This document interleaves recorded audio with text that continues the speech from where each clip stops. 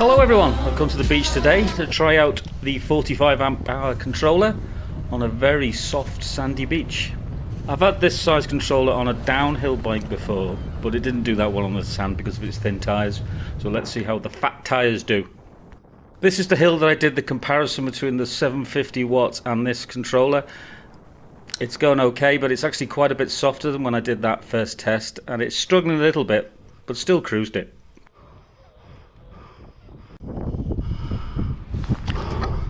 It's actually not too bad.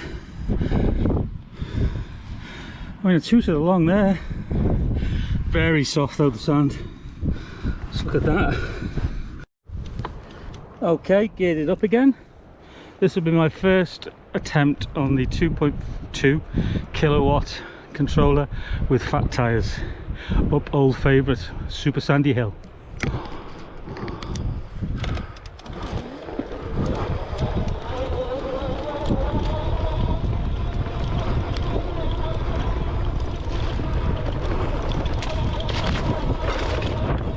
This is normal speed, by the way. You've got to realise the bike is pushing through really soft sand here as well. In fact, it's quite difficult to walk in, let alone ride a bike on.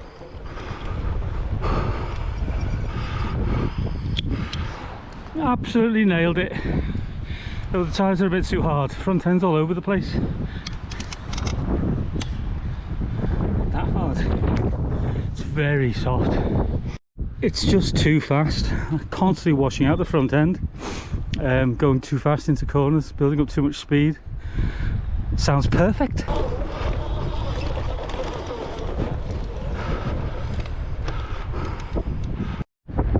I'm pretty well riding by the skin of my teeth here.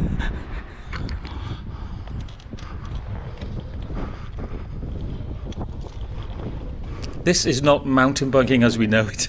It's like basically piloting a boat. It just washes out continuously in such soft sand, but you learn quite a handy new skill. There is absolutely no way you could have clip-in pedals on this. Putting your feet down is a vital part of the momentum. This is real speed!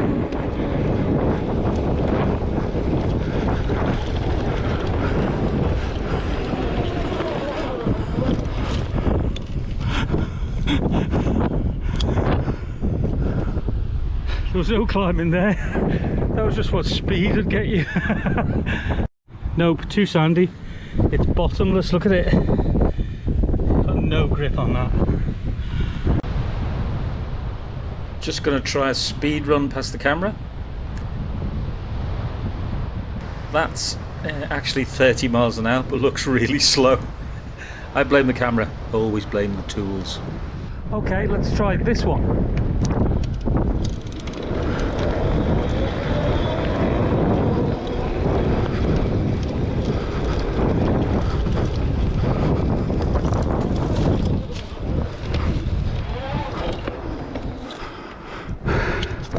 Needed 1 foot down, but I made it. Even without the hall sensors, which really do help at bottom end, this thing does not take off from a standing start. But you know, it doesn't actually have that much top end. It's only doing about 30 miles an hour flat out. That's it, just runs out of gear. Anyway, watch this.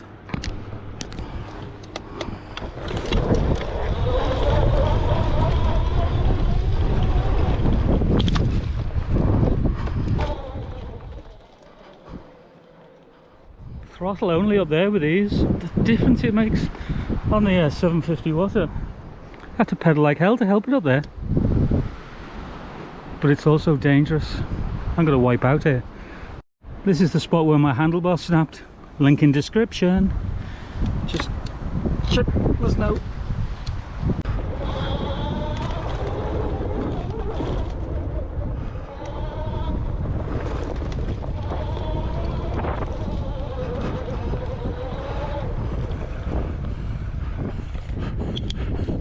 Oh my god, it's like a surron.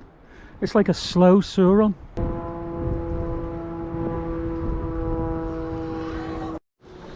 All my talk of lower power controllers, there's no denying it. It is very addictive having power on tap.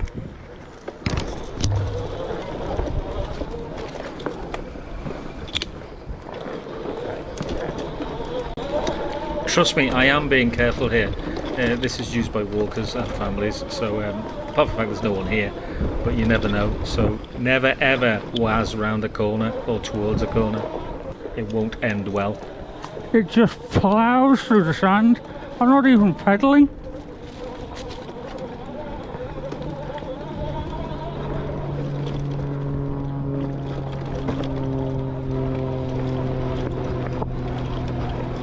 This is completely real speed. I haven't sped it up at all.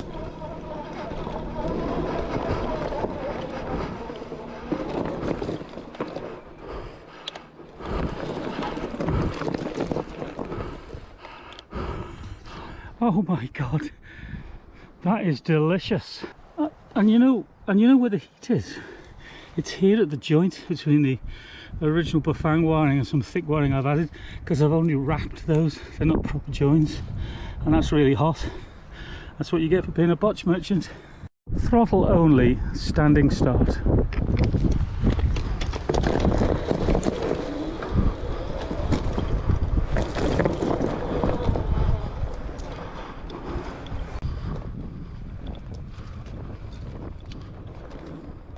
Because of the way the wide angle lens works, you can't really tell whether I'm going up or down a hill some of the times.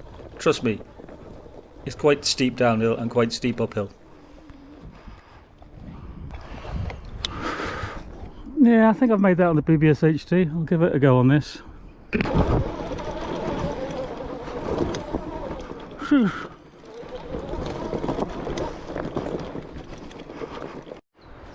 Chain came off. Duh. I'll try this one.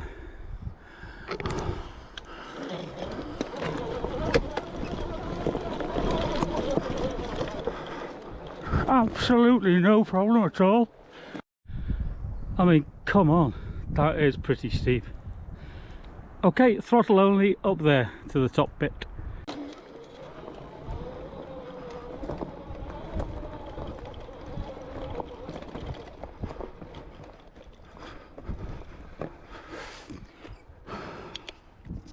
With ease.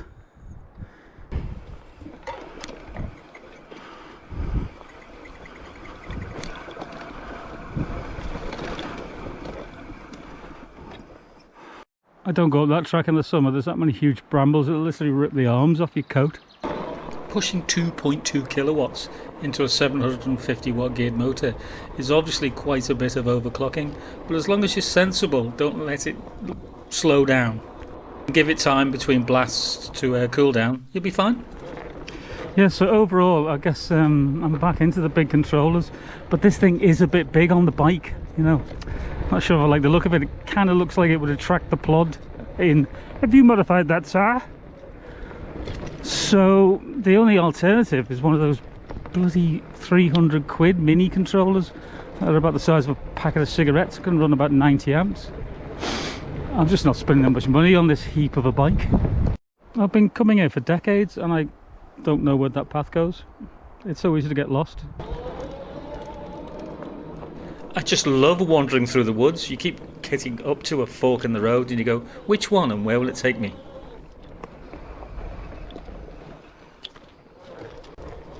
I've gone the wrong way. One of the best things about a throttle.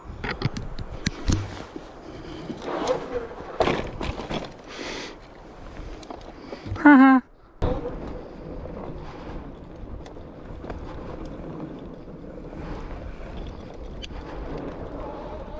That whiny noise from the hub, which is probably due to the fact that I wouldn't be surprised if there was no grease left in it after going through the sea all the time. It's nowhere near as bad when you're actually riding it yourself. I don't hear it like that on the bike. It just seems to be picked up by the camera.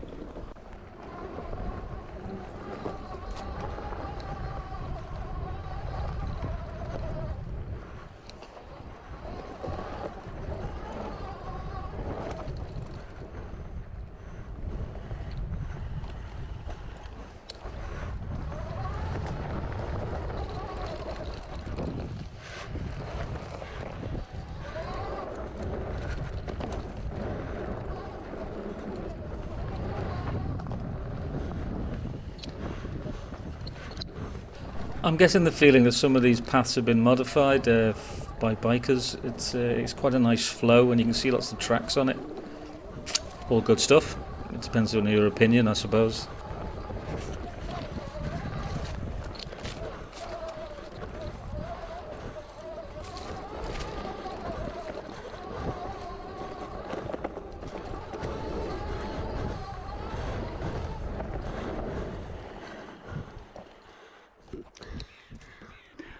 Oh my god, that is fun. Proper fun. No, I think I'll try mooching up there, see if it can make it. Here we go!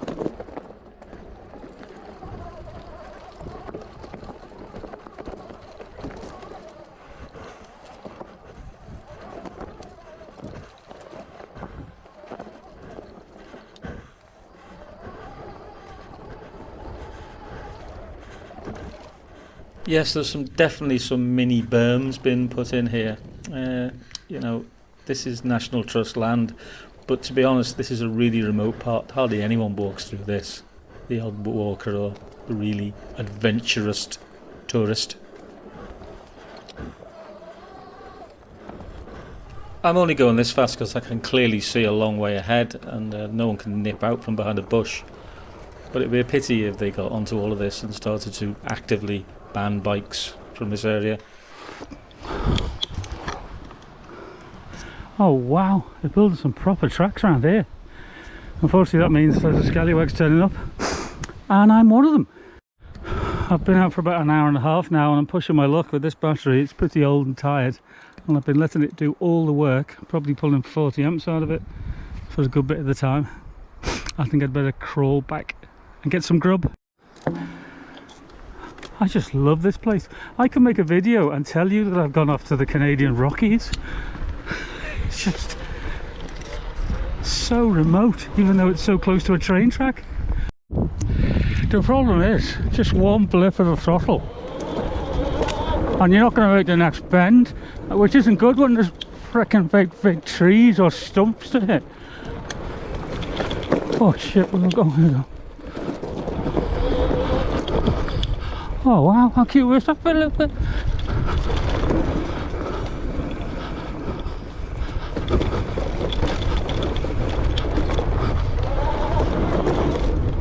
Oh shit, oh!